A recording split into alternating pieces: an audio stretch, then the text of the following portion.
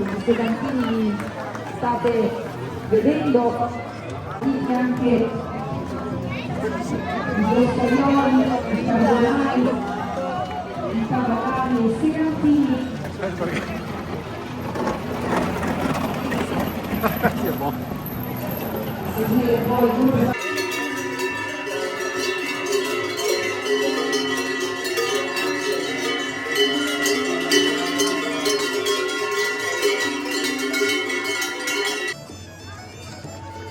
Eccoli qua, i boscaioli.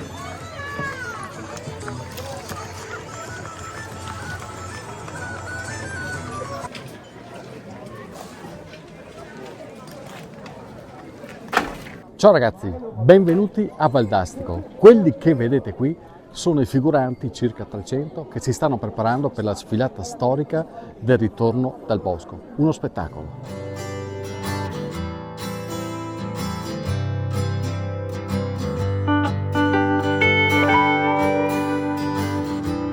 Cosa fa lei là? Sto recitando. Ma che brava! Sì, sì, sì. E qua l'uomo fa lo pulito? Allora l'uomo l'ha fatto pulito. Ah, boh. E allora adesso si recita. Ecco. Prima il piacere, dopo il dovere.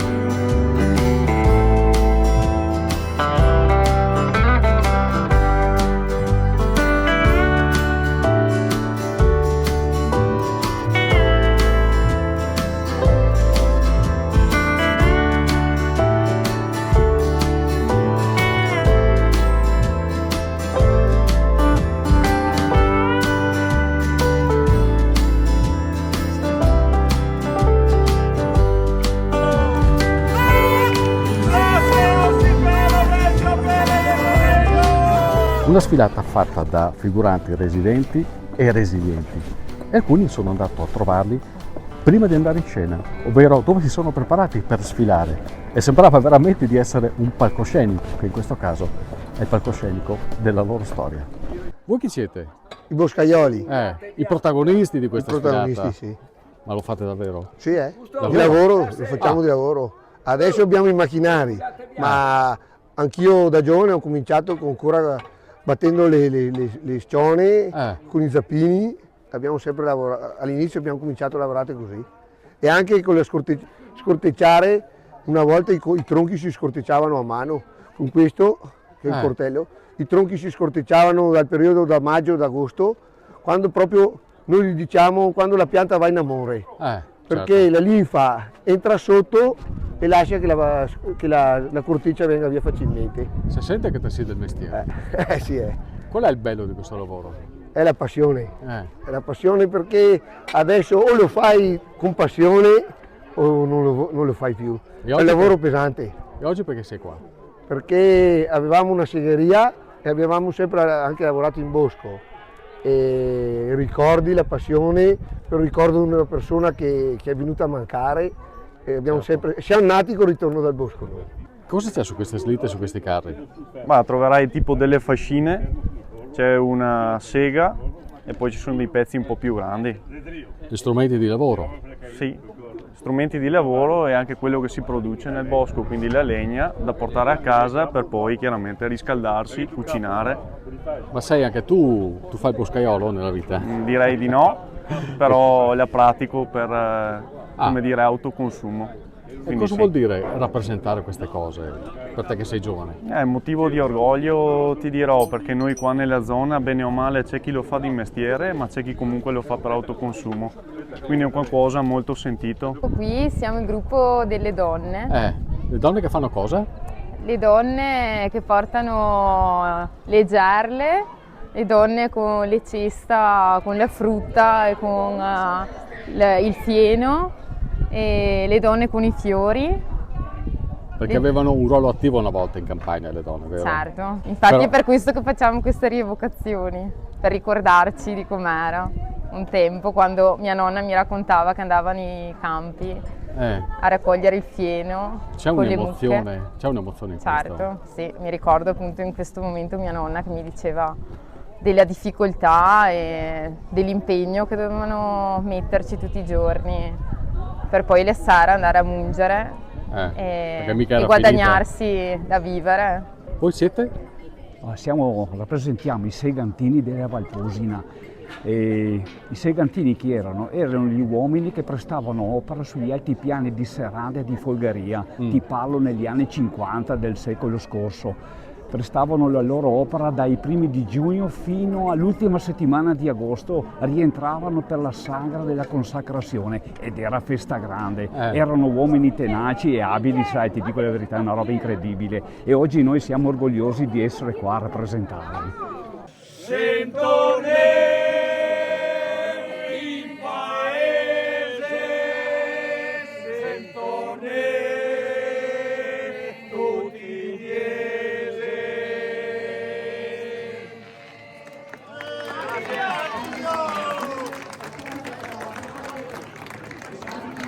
Qui abbiamo gli antichi strumenti per la coltivazione delle cave di una volta. Abbiamo un trattore cingolato, un compressore ad aria.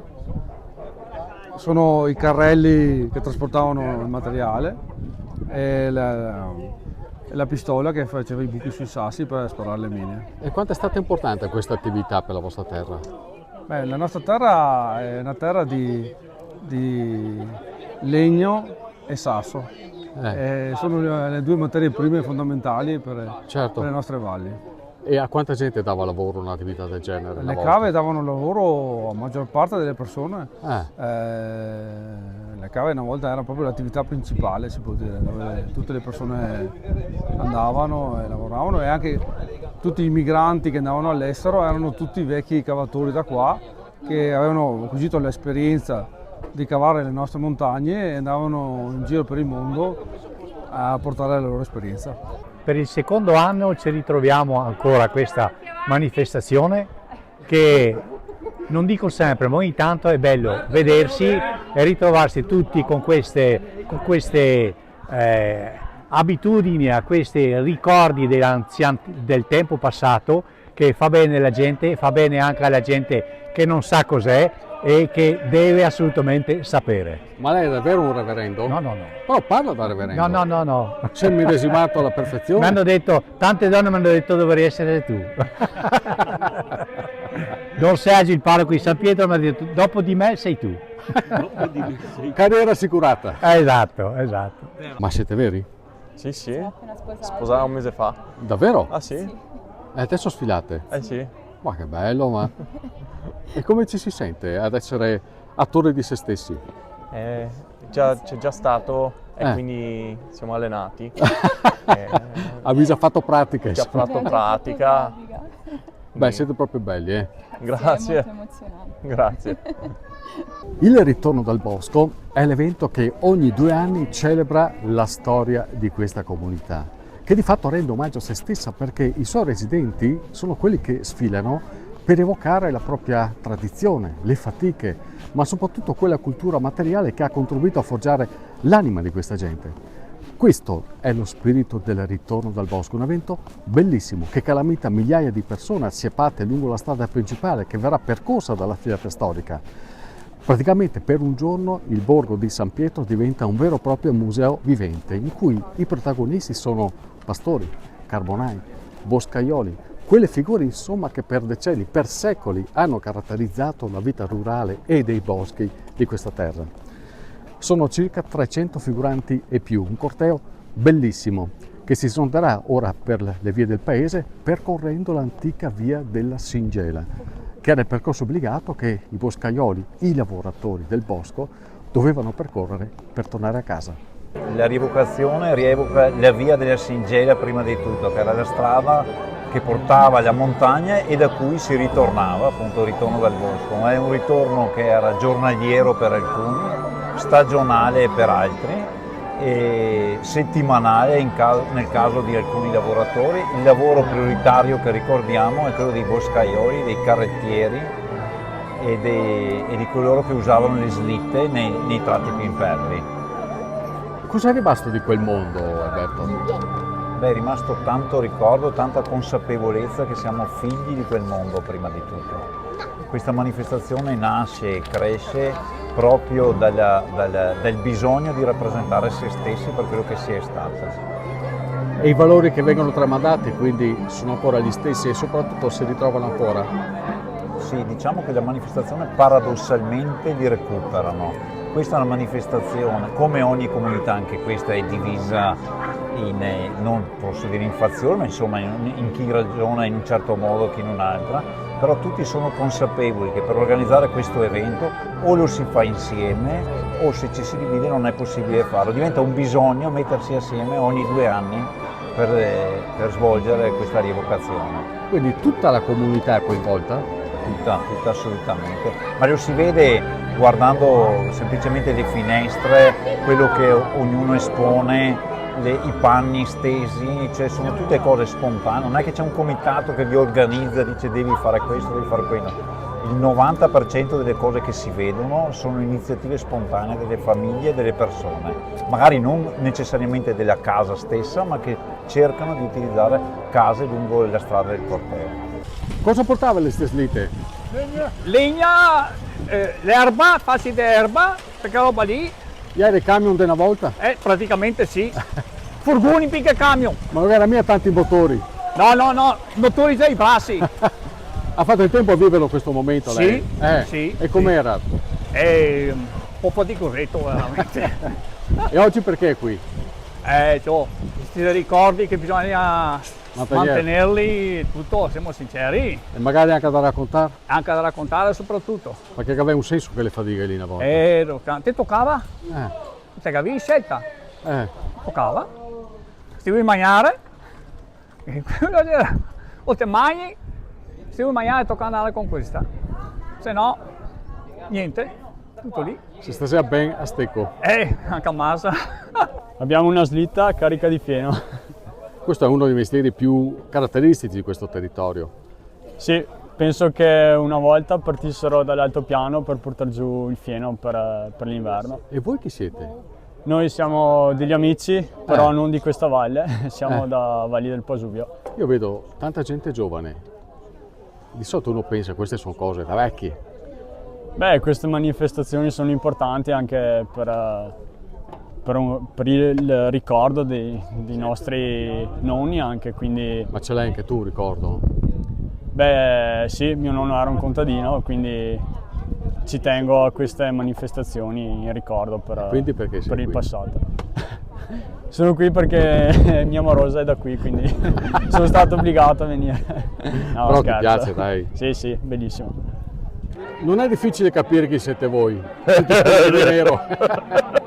Ed è importante il carbone una volta. Il carbone era una fonte di reddito perché si andava in montagna e faceva le carbonare, si faceva il carbone. Poi facevi i sacchi e ti dava a portare a casa. E gli assi lo vendeva per avere un piccolo reddito, no? Fino a quando più o meno è stata in funzione questa economia? Adesso, 60, anni 60. Ma ti l'ho fatto il carbone? No, adesso. Però è giusto essere qua? Credo, sì. Per i nostri vecchi che lo ha fatto, per i nostri vecchi, insomma. Sì. Voi chi siete? Io sono Franco Mucchietto, sono quello che ha fatto la ferrata delle Anguane. E oggi rappresenta se stesso? Oggi rappresento me stesso. Gli scalatori? Sì. Cosa vuol dire scalare? Cos'è scalare vuol dire porsi degli obiettivi che sono più alti degli altri. E si scopre i propri limiti scalando. Concorda? Sì, sono d'accordo. Io sono Marco Toldo e faccio la guida alpina qua a Valdastico e oggi rappresentiamo la nostra passione per l'evento. Quanto è bello questo territorio? Bisogna guardarlo con occhi non della gente che ci vive, perché la gente che ci vive è abituata. E invece qua ci sono dei posti che sono meravigliosi, i colori adesso stanno cambiando, diventeranno stupendi, però bisogna saper guardare. Sai che ti fai paura? Ciao, Mamma. mi sono la stria. E Dedrio? E Dedrio con le anguane, Eccole. quelle maledette. Perché maledette? Perché mi hai paro via dai boschi. Mamma mia, ciao, che ti do una massetto. Va ben caro, se vediamo a scapo, a guanare. Voi siete i protagonisti, siete quelli delle leggende, delle favole di questa terra. Esatto. Guarda, ciao. Mi vengo giù dai boschi e vado a fare le malefatte in giro per il paese. Brava! Ciao! Scegli giusto, eh? Ciao! Quindi sappiamo mica che i pescatori che è fantastico. Sì, che i pescatori sempre sta. E cosa si pesca? Trote, marsoni, e dopo defrodo e dopo si mangia. E quanto era importante la pesca una volta? Sfamava molte famiglie della zona, era molto importante, anche pesce ce n'era moltissimo a quei tempi. Però è un'attività che esiste ancora, no? Sì, legalmente, logicamente. Certo, ovvio. Però è giusto conservare questa memoria. Sì, è giusto perché fanno parte del torrente astico, della storia della Val d'Astico. Ragazzi, state per vedere una delle prime start-up della storia. Una start-up che serve per fare il burro, pensate un po'. Ho detto bene, Sereno? Cos'è questa bici?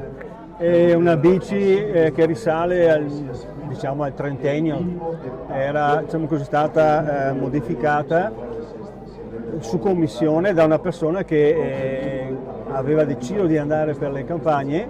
È una zangola? Con la zangola e praticamente faceva il burro a conto terzi. Ecco qua, e si faceva pagare per questo tipo di lavorazione. Era una lavorazione a conto terzi praticamente. Quindi andava in giro per le cascine? Per le cascine perché? Perché negli anni 30 le cascine erano le oasi ricche della pianura, no? C'erano i maiali, le capre, le galline, e soprattutto c'erano molte mucche. Di conseguenza c'era un'esuberanza di latte. E lui si è inventato questa professione appunto vedendo che c'erano delle possibilità di guadagno per mantenere la famiglia e fare questo tipo di professione. Ecco. Senti Alberto, viene un sacco di gente, migliaia di persone. Perché piace? Perché c'è questo bisogno di riscoprirsi? Ma io credo che questa spontaneità sia percepita delle persone, dello spettatore. Questa non è una rievocazione dove ci si veste con costumi realizzati appositamente, dove si rievoca il 500 e il 600. Qui c'è proprio l'esercizio a tirar fuori dagli armadi, anzi adesso mantenere tutto quello che si può invece che gettarlo per mostrare se stessi. Questa spontaneità è alla base non c'è niente di artefatto, proprio è solo semplicemente il sentimento della gente che viene da questa valle. Una cosa che ho notato inoltre è che ci sono tanti giovani coinvolti. Sentono l'eredità della memoria? Sì, assolutamente, questo lo si vede sia nei figuranti sia nei volontari che lavorano per la manifestazione. Cioè, questo l'abbiamo non nascondo che era una nostra preoccupazione nel tempo, di vedere le persone anziane, alcuni scomparire, li ricordiamo, quelli che sono stati i figuranti che non lo possono più fare, ed eravamo preoccupati che non ci fosse ricambio. Invece il ricambio c'è, come? Perché proprio si sentono tutti i figli di questa terra. Quindi, per concludere, cosa vorresti che rimanesse dentro alle persone che vengono qui alla sfilata? Ma il bisogno di stare con i piedi per terra, il bisogno di ricordare che ovunque andiamo veniamo da qualcosa, veniamo spesso in questa valle, ma anche nella nostra regione, da una realtà che prima era di miseria, oggi anche di sviluppo, ma di quella miseria non dobbiamo dimenticarci perché aveva anche dei valori a cui siamo inevitabilmente legati.